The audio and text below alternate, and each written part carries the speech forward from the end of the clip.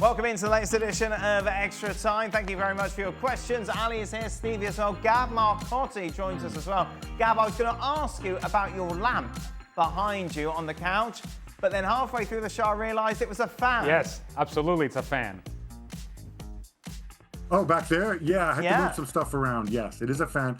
It's a fan that's kind of redundant, though, because I have air conditioning now. Wow. We've installed it throughout the house, yes. Look at that. Oh, Mark Ogden doesn't get that sort of money. No, he does not. Oh, no. Arsenal have the advantage of having a more settled squad who gel with and understand each other better. The addition of Gyökeres, of Gyökeres, does this give them an edge, Stevie, over Liverpool, who have had their side with lots of new faces?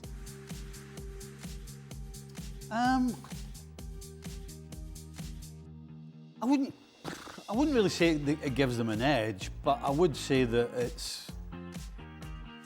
it's harder when you have so many more new faces, particularly if they're going to start. Because it's one thing playing pre-season games, but then when the first game of the season kicks off, it's a different ballgame. It's a different intensity. The whole game is completely different. And so when you add a lot of new faces at one time, there is that little element of you're not quite sure, as opposed to Arsenal with pretty much the same squad with a couple of additions. Yeah. You know, Gyökeres and Zubimendi, that'll probably be it. Madueke? Yeah, he won't start. So, yeah, in some ways, a tiny little edge. In his place? Martinelli. You think so? Yeah. After last season? Why would Madueke play? Well, because they spent a lot of money on him. They obviously see him as a starter over Martinelli, who's why do you think disappointing as Chelsea the season sold him? went on. They didn't sell him because he was going to turn into some superstar. So, what a stupid argument. What a stupid argument. Why did Chelsea sell him? Oh, well, wait, why did Arsenal buy him? Do you think Chelsea got rid of him because he was going to turn into Cole Palmer? So why did Arsenal buy him then? Because they felt sorry for Chelsea? That is the question. Right, so they bought him, but they're not Oh, wait a minute. They're not wait a minute. Hold on. Squad player. There you go. Right, why is a squad player Well, because you were looking for the answer earlier up there. Why is a squad player up there? Well, because your answers were over there why earlier. Why did Chelsea sell him? Oh my goodness gracious. In the earlier part of that answer, what was going on? What was all this? Why were you doing that? Oh, it's just when he starts his nonsense. He gives it all that. I just thought you were having a seizure. I think they've bought Madueke to start, haven't they? Yeah. You just forgot. No, that's fine. You forgot. That's fine. You say sure. Madueke's not starting. You forgot. Well, whatever. You made to. That's fine. Martinelli will start.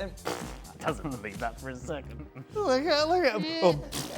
You don't. You just forgot. Well, you the master. Forgot. That was it. Oh, sorry, master. You're all knowing. Stevie, the forward group for Liverpool is all anyone's talking about at the moment. Are you concerned about the situation at centre-back there? Yes. Yeah, we talked about this in the show. No one cares about defenders. There's already a lack of depth, no new Konate contract, and Gomez is now injured. Yeah. Feels like this should be the primary area of focus. Well, who do you buy then? Well, that's a good question.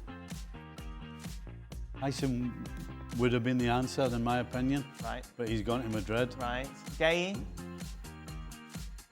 Yeah, I would take Gay. Right. Yeah. Yeah. I mean, Liverpool don't need Franz Beckenbauer type or anything like that. They need a guy who's going to pretty much do what Konate does most of the time. Right. You know exactly what you're going to get.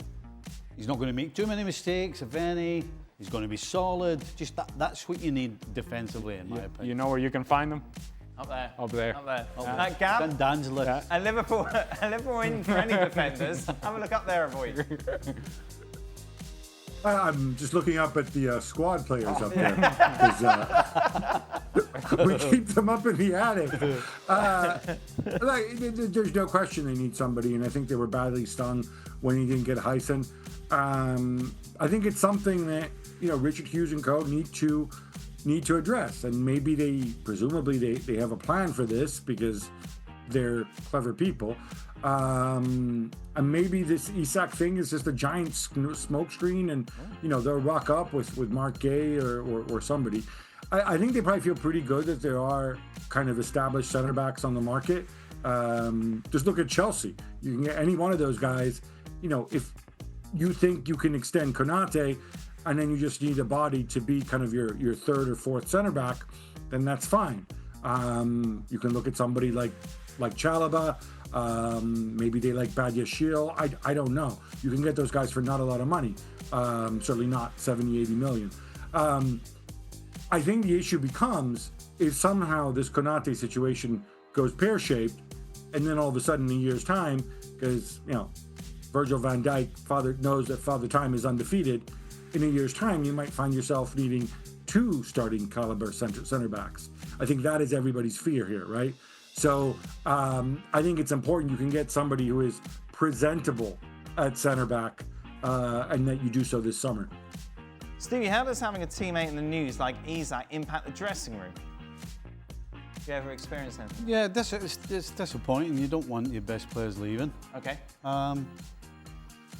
And generally, you don't say much to them either. You keep it the road, unless you're his busy mate. You don't really mention it. It's not really brought up. Okay. But you're disappointed because you hope they don't go. Wow. But there kind of feels an inevitability about it. Right. But so yeah, it's disappointing. Disappointing would be the right way. But you understand it, though. Yeah. That's the No, other we all thing. get it because if we were all pretty much in the same position, Yeah. then we all understand it. Which is why it doesn't cause a whole lot of ruction. It's just disappointing. Gab, Rafael Leao looked very sharp today. That was in a pre-season friendly that Stevie dismissed. He's timing it well.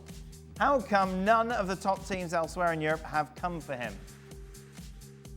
Because he hasn't had a great season, because he's got a new contract with Milan, which makes him expensive. Look, on a good day, Rafael Leao looks like the guy he was compared to the very young version of Cristiano, right? He's a guy who he runs past players, he scores, he assists. I think this past season, both with Fonseca and with Conceição, you saw the other side of Leao. He is a guy who contributes very, very little off the ball. And it's really hard in the modern game to have a winger who doesn't work hard enough, who doesn't follow instructions. I mean, look at Real Madrid with Vini and Mbappe. Those guys struggle to do it. How's Leao going to do it? On top of that, I don't think he's had the same upside offensively. And so you still look at him, you still look at those moments when he's unplayable, and you say, can I bottle that? But then every year he gets a year older. Every year he gets, he's got the new contract now. And I think you have to be really, really confident that you can get him to perform consistently to go and make that kind of investment. And I don't think many clubs out there are in that position right now. Ali, do you think the signing of De Paul is strictly a decision to appease Messi? Or do you think De Paul can really help Inter Miami win MLS Cup this season? I think it makes sense to bring a player like Rodrigo de Paul. And certainly the big question would be is how much does he go about embracing MLS and not thinking about, well, I was at Atletico Madrid and now I'm here. Somehow this is a step down. I'm going to have to take a step back.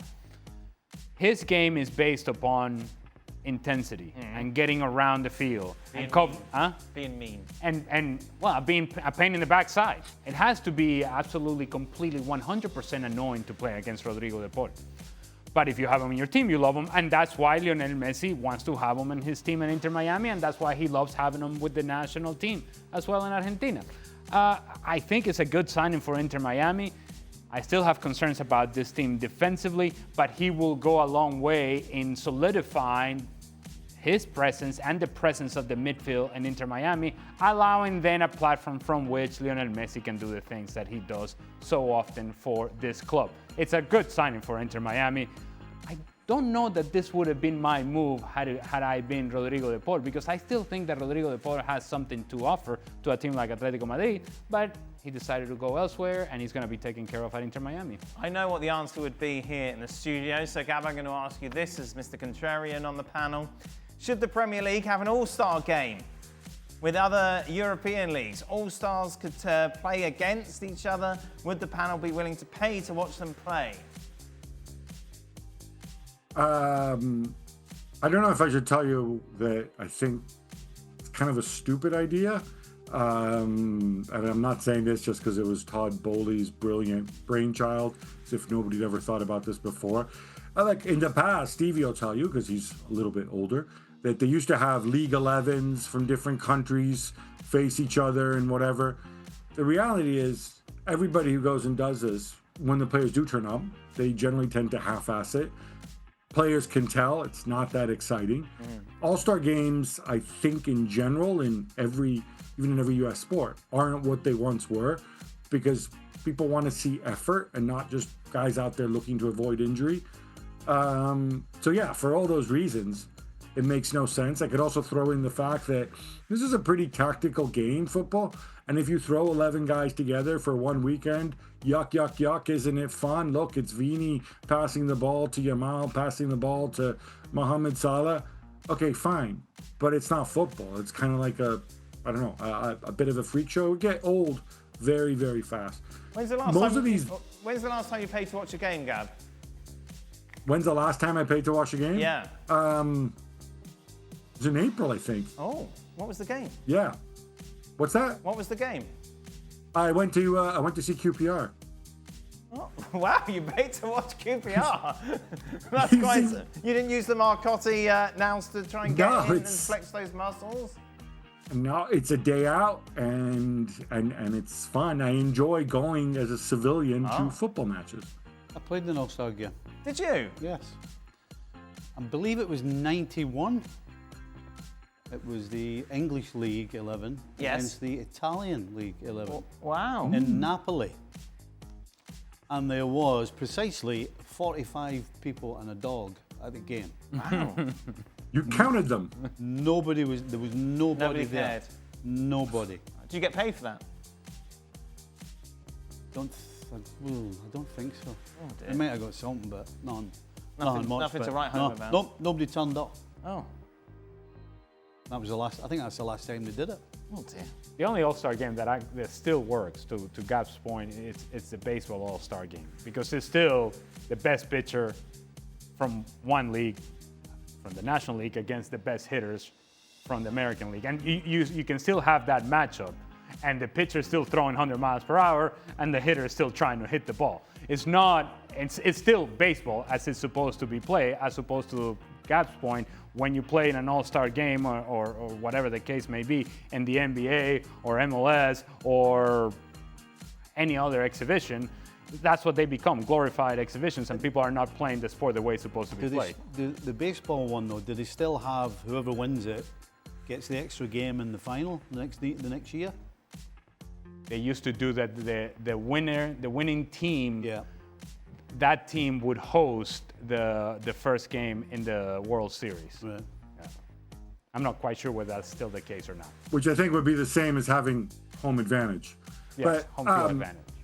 But of course, at some point, though, even the baseball All-Star game, because they have pitch counts and limitations and whatnot on the amount of pitches that these poor darlings can throw, we've had it ending in a tie, which is why this year, I think for the first time, they had something called a swing-off at the end, which made it more exciting. It's kind of like a home run derby, where there's like some no-name just tossing the ball over the plate, and you have like your three best guys have X amount of chances. Look, yeah, it's so big that none of you guys watched it, right? You have no idea what I'm talking about. I know what you're talking about, Gab, and I You're watched from Venezuela. it. Okay, well, fine. Right? I don't count. Fine. There we go. Right.